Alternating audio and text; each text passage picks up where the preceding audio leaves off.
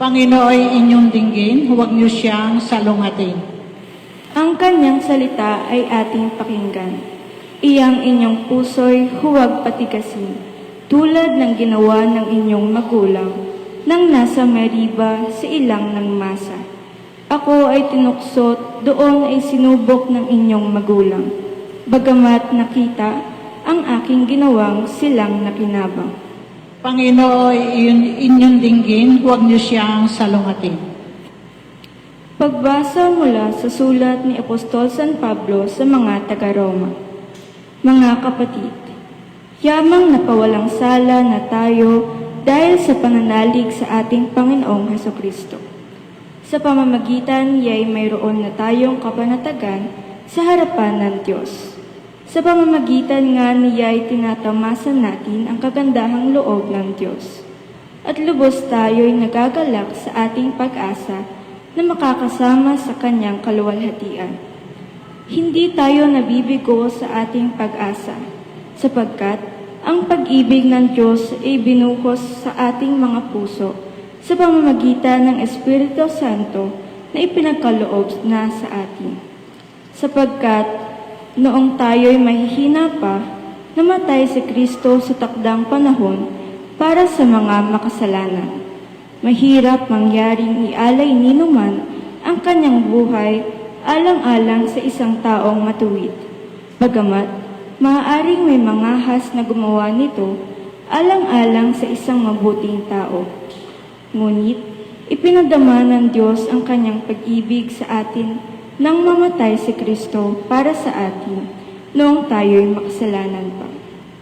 Ang salita ng Diyos. Salamat sa Diyos.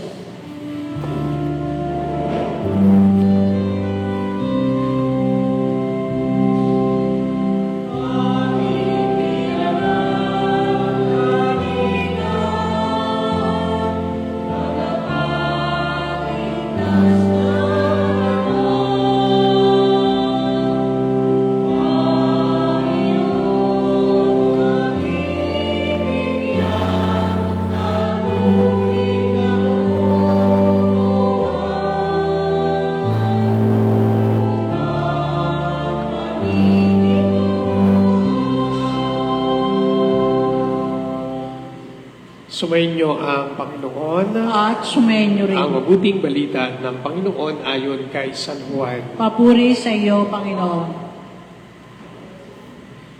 Noong panahong iyon, dumating si Jesus sa isang bayan sa Samaria na tinatawag na Sikara, malapit sa bukid na ibinigay ni Jacob sa kanyang anak na si Jose. Dito matatagpuan ang balon ni Jacob. Umupo si Jesus sa tabi nito, sapagkat siya'y napagod sa paglalakbay, halos katanghaliang tapat na noon. May isang Samaritanang dumating upang umigib. Sinabi ni Jesus sa kanya, "Maaari bang makainom?" Wala noon ang kanyang mga alagad sapagkat bumili ng pagkain sa bayan. Sinabi sa kanya ng Samaritana, "Kayo'y Hudiyo at Samaritana ako. Bakit kayo humihingi sa akin ng inumin? Sapagkat hindi nakikitungo ang mga Hudiyo sa mga Samaritano." Sumagot si Jesus, "Kung alam lamang ninyo kung ano ang ipinagkakaloob ng Diyos at kung sino itong humihingi sa inyo ng inumin, marahil ay kayo ang hihingi sa Kanya at kayo na maibibigyan niya ng tubig na nagbibigay buhay."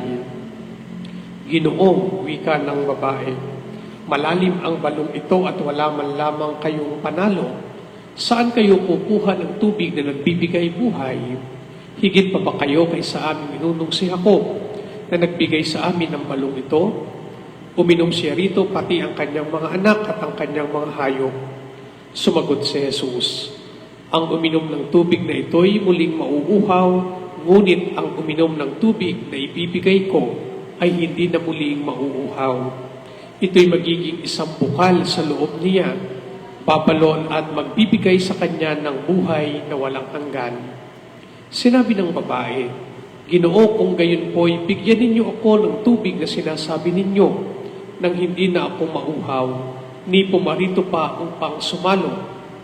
Ginoo, sa wari ko'y propeta kayo.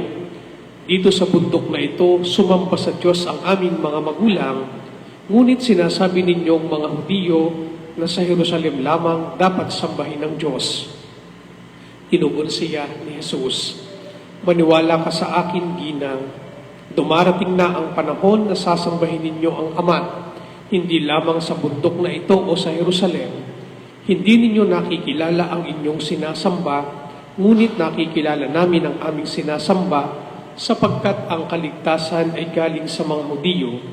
Ngunit dumarating na ang panahon, ngayon na nga, na ang mga tunay na sumasamba sa Ama ay sasamba sa Kanya sa Espiritu at sa katotohanan, sapagkat ito ang hinahanap ng Ama sa mga sumasamba sa Kanya. Ang Diyos ay Espiritu, kaya dapat siyang sambahin sa Espiritu at sa katotohanan."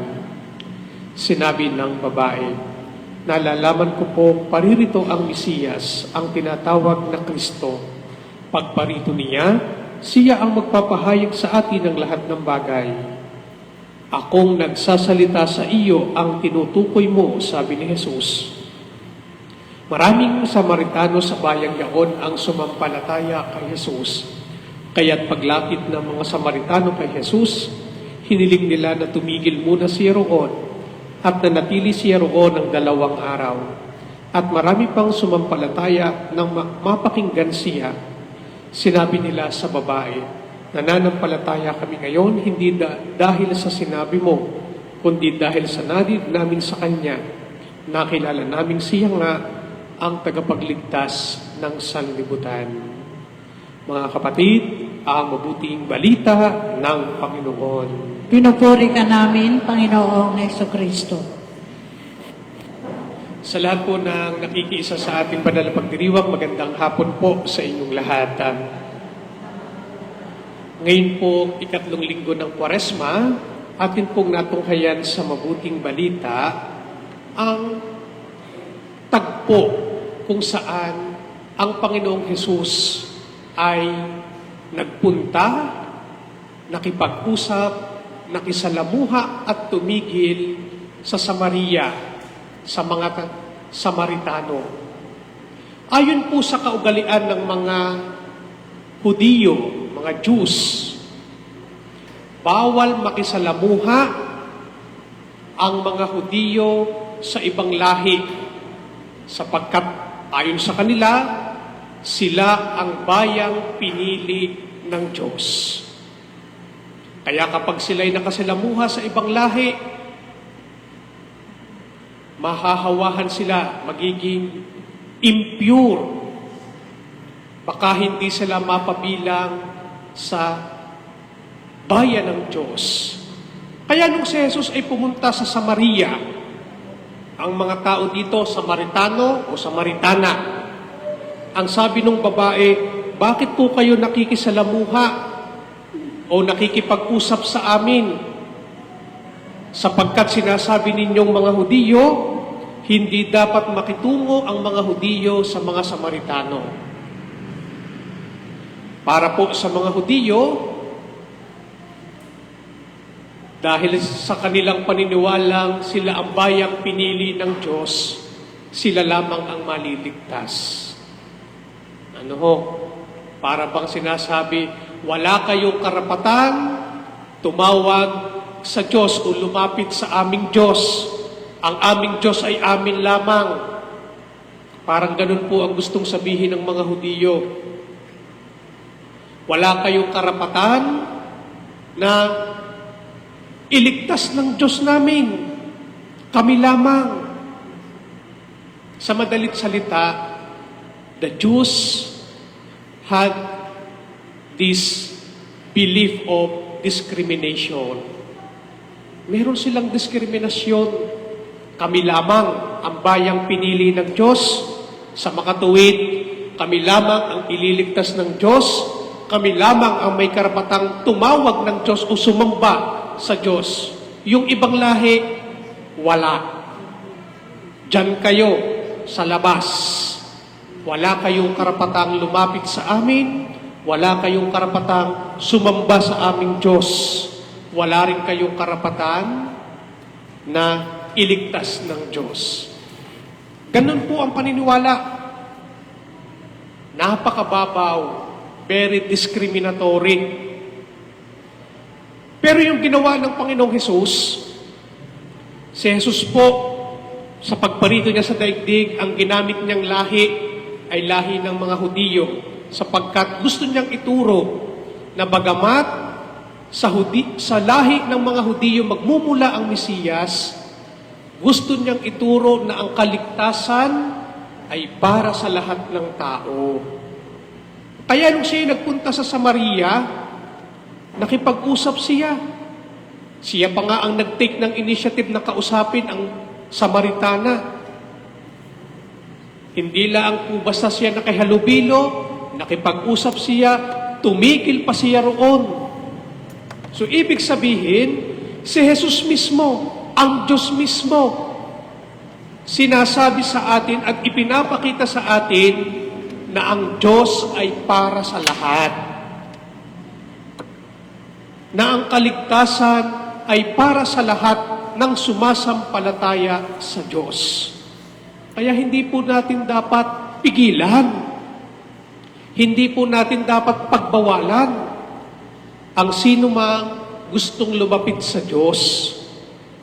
Hindi po natin pwedeng sabihin, kami lang ang maliligtas, kami lang ang pwedeng sumimba, kami lang ang pwedeng magdasal, kami lang ang pwedeng pumasok sa simbahan. Hindi po. Dahil si Jesus mismo sinasabi niya, ang kaligtasan, ang Diyos ay para sa lahat. Kaya mga minamahal, yan din po ang ipinapaalala sa atin. Kung si Jesus, ang Diyos mismo, ang nagpapahiwatig na siya ay para sa lahat, na ang kaligtasan kanyang ginawa ay para sa lahat. Kaya magandang paalala sa atin, tayong lahat ay laan para sa Diyos. Kung sa ating pakiramdam, parang hindi tayo pinakikinggan ng Diyos, parang tayo kinalimutan ng Diyos sa dami ng ating problema, kakamali po tayo. Pinupuntahan tayo ng Diyos, ipinapaalala sa atin na tayo ay para sa Kanya. Ang Diyos ay para sa lahat. Ganun din, ipinapaalala din sa atin na kung ang Diyos pala ay para sa lahat, wala rin po tayong karapatan na pagbawalan o pigilan ang sino man na gustong lumapit sa Diyos. Wala po tayong karapatan na hadlangan ang sino mang nagnanais makatagpo ang Diyos. Yan po ang magandang paalala sa atin. Hindi exclusive ang paglapit sa Diyos. Ang Diyos ay para sa lahat. Sapagkat si Jesus mismo ang nagpakita sa atin, si Jesus mismo ang nalapit sa atin upang ipaalaala ng bawat isa laan para sa Diyos na ang kaligtasan kanyang ginawa ay ipinagkakaloob niya sa bawat isang sumusunod sa kanyang kalooban. Kaya mga minamahal, yan po ang ipinapaalala sa atin na ang ating pananampalataya ay hindi exclusive. Ang ating pananampalataya ay bukas para sa lahat. Dahil ang kaligtasan, ang Diyos ay para sa lahat. Kaya wala tayong karapatan na hadlangan o pigilan ang sinumang gustong lumapit sa Diyos. Sa ngalan ng Ama at ng Anak at ng Espiritu Santo. Amen. Sumasampalataya ako Sa Diyos, Amang makapangyarihan sa lahat, ng may gawa ng langit at lupa. Sumasampalataya ako kay Jesucristo, ang isang anak ng Diyos, Panginoon nating lahat.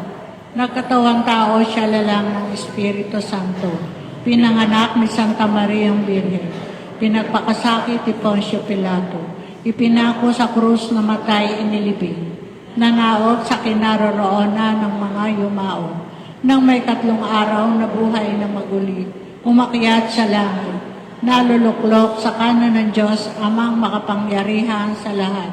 Doon magmumula paririto at hukom sa mga bubuhay at mga matay na tao. Sumasampalataya naman ako sa Diyos Espiritu Santo, sa banal na simbahang Katolika, sa kasamahan ng mga banal, sa kapatawaran ng mga kasalanan, sa pagkabuhay na muli ang nangamatay na tao, at sa buhay na walang hanggan. Mga kapatid, buong taimtim tayong maghain ng panalangin sa Diyos Ama na bukal ng buhay at ang lahat ng mga biyaya. Sa bawat panalangin ang ating itutugon, Panginoon, kaawaan mo kami at dinggin. Panginoon, kaawaan mo kami at dinggin. Upang si Kristo ang bukal tungo sa buhay na walang hanggan, ay buong tapat na maituro ng simbahang Katolika sa mga mananampalataya sa pangunguna ng banal na Papa, ng lahat ng mga obispo at mga pari. Manalangin tayo. Panginoon, kaawaan mo kami at dinggin. Upang ang kapayapaan at bukal ng buhay na nagmumula kay Kristo ay makaabot sa kamalayan ng mga bansa sa buong daigdig at burahin nawa ng Diyos ang pag-aalitan at kawalang malasakit ng mga bansa sa mga kapwa-bansa. Manalangin tayo. Panginoon, kaawaan mo kami at dinggin.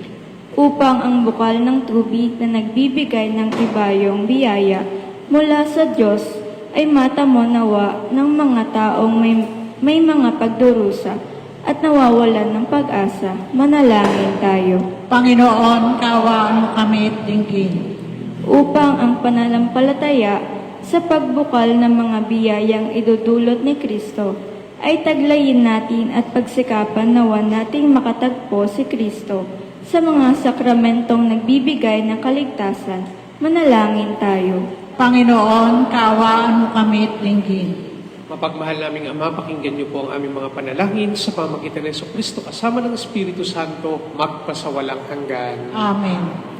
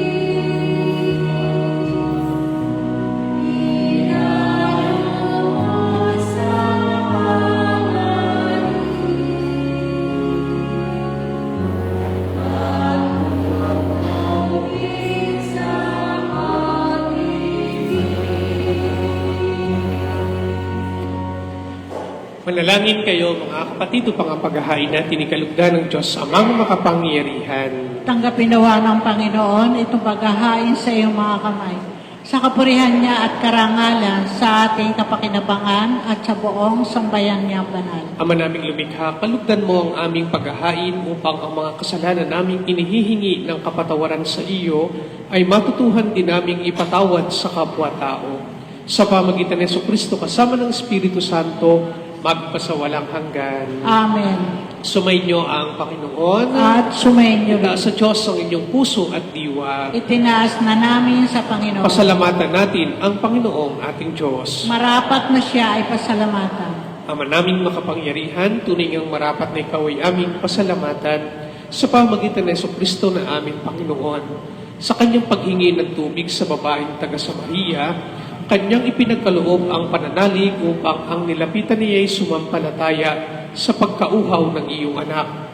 Kanyang masithing hinangad na ang pag-ibig mo ay may pakilala sa mga sumasampalataya sa kanya.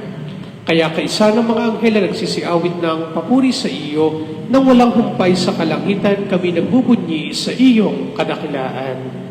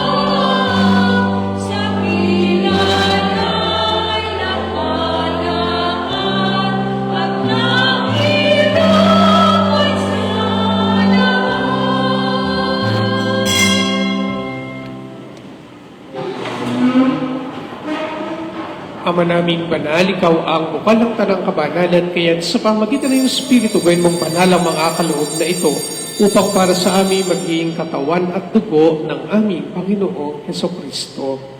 Bago niya pinagtiis ang pusong loob na maging handog, hinawakan niya ang tinapay, pinasalamatan kaniya, pinaghati-hati niya iyon, iniabot sa kanyang mga alagad at sinabi, tanggapin ninyong lahat ito at kainin. Ito ang aking katawan na ihahandog para sa inyo.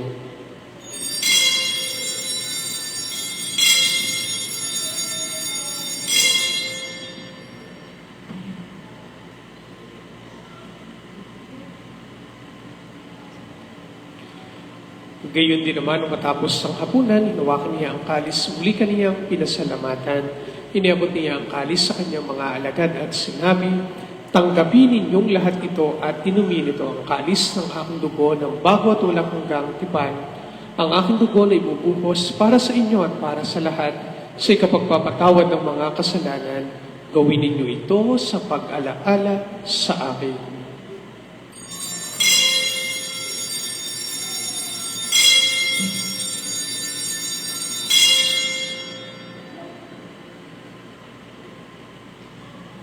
Ang misteryo ng pananampalataya.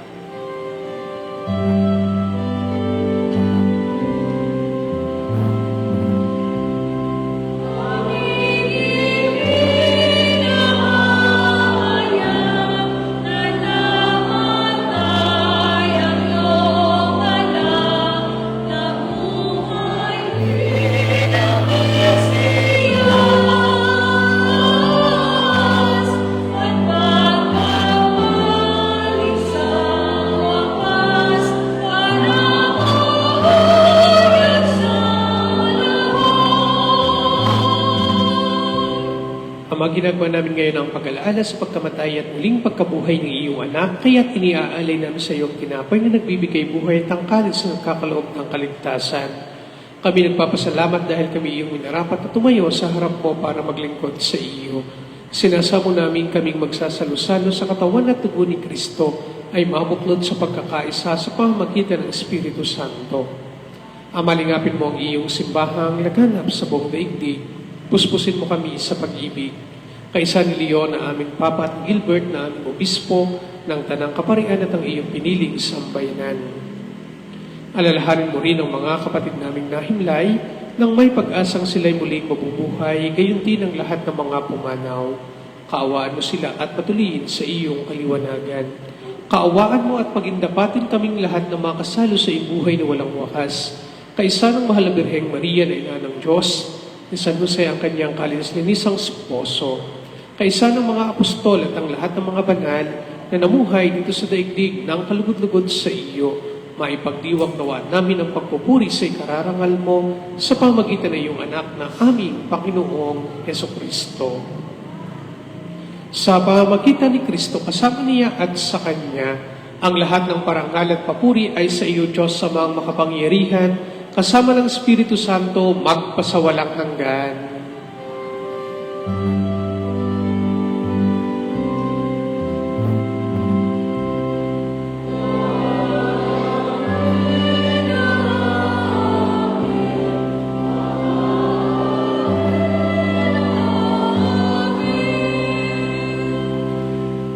Sama-sama po nating ipahayag ang panalangin ng mga anak ng Diyos.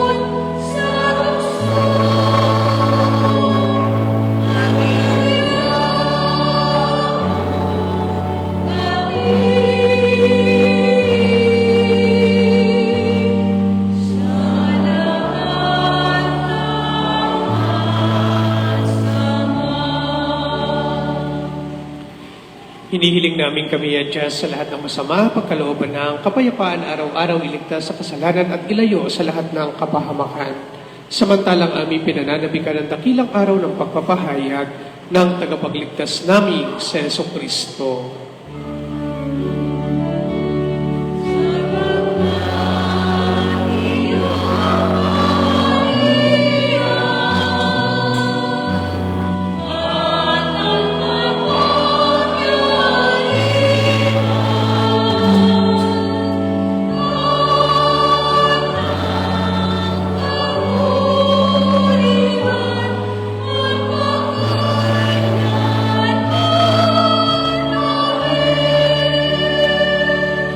Panginoong Jesucristo, sinabi mo sa iyong mga apostol, kapayapaan ang iniiwan ko sa inyo, ang aking kapayapaan ibinibigay ko sa inyo.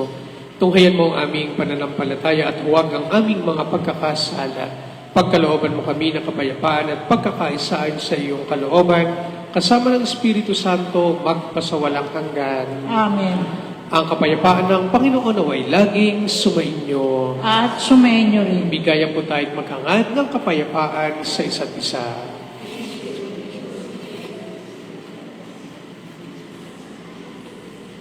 Kordero ng Diyos, nag-aalis ng mga kasalanan ng sanlibutan, maawa ka sa amin. Kordero ng Diyos na nag-aalis ng mga kasalanan ng sanlibutan, maawa ka sa amin. Kordero ng Diyos, nag-aalis ng mga kasalanan ng sanlibutan, ipagkaloob mo sa amin ang kapayapaan.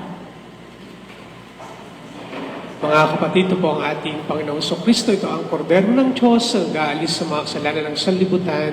Maabalad tayong lahat inaanyayahan sa kanyang banal na piging. Panginoon, Hindi ako karapat-dapat na magpatuloy sa iyo. Ngunit sa isang salita mo lamang ay gagaling na ako.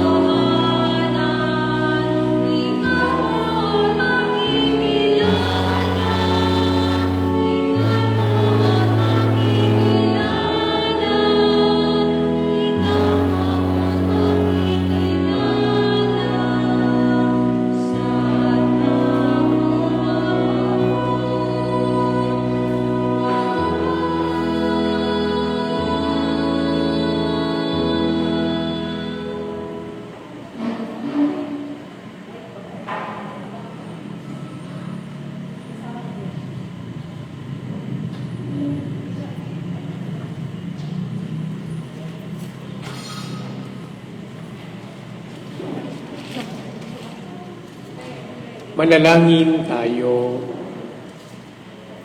Ama naming mapagmahal, sa pakikinabang namin sa iyong banal na piging, pinagsalusaluhan namin ang bigay mong pagkain. Ang ginaganap namin ngayon sa pagdiriwang ay lubos nawang mangyari sa gawain namin araw-araw sa pamamagitan ng Jesucristo kasama ng Espiritu Santo, magpasawalang hanggan. Amen.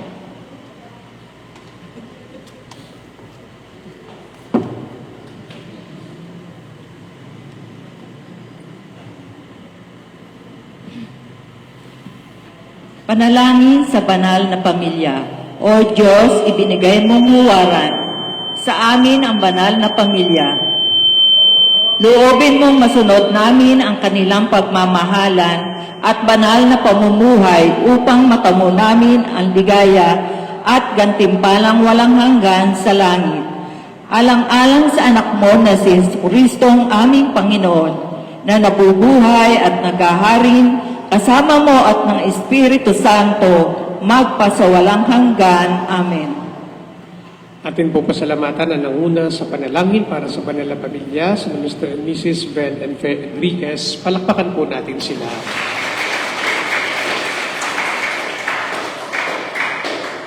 Mga kapatid, sumayin niyo ang Panginoon At sumayin niyo rin. at pagpalain kayo't ingatan ng makapangyarihan at laging mapagmahal nating Diyos, Ama, Anak at Espiritu Santo. Amen. Taglay po ninyo sa inyong pag-alis ang pag-ibig ni Kristo. Salamat sa Diyos.